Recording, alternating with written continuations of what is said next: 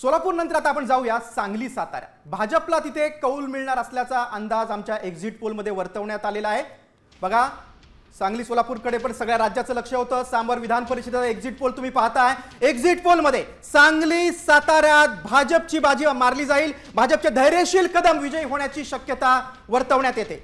बघा, एक्झिट पोलमध्ये सांगली साताऱ्यात भाजपची बाजी असेल असा एक्झिट पोल आहे। आपण आता आकडे पाहूया।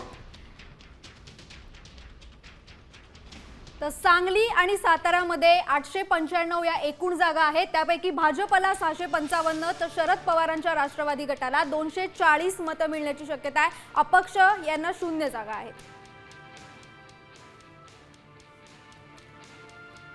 बघा, सांगली साताऱ्यामध्ये संभाव्य विजयी उमेदवार कोण असणार आहेत आपण पाहूया।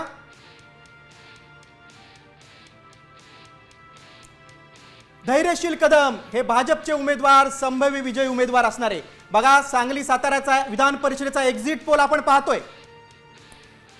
सायली, आपण प्रेक्षकांना पुन्हा एकदा आकडेवारी दाखवूया। निश्चित, तर सांगली आणि सातारा विधान परिषदामध्ये एकूण जागा या 695 आहेत। त्यापैकी भाजपला 655 तर शरद पवारांच्या राष्ट्रवादीच्या गटाला आपल्याला बघायला मिळते 240 जागा मिळू शकतात। तर अपक्षाला एकही जागा मिळणार नाही।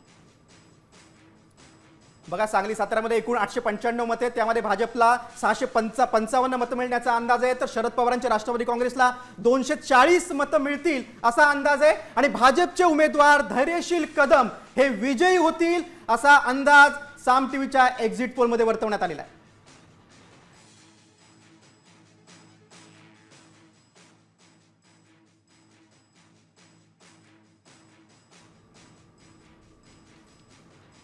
बघा, भाजपचे धैर्यशील कदम हे संभाव्य विजयी उमेदवार असणारे सांगली सातारा विधान परिषद निवडणुकामध्ये।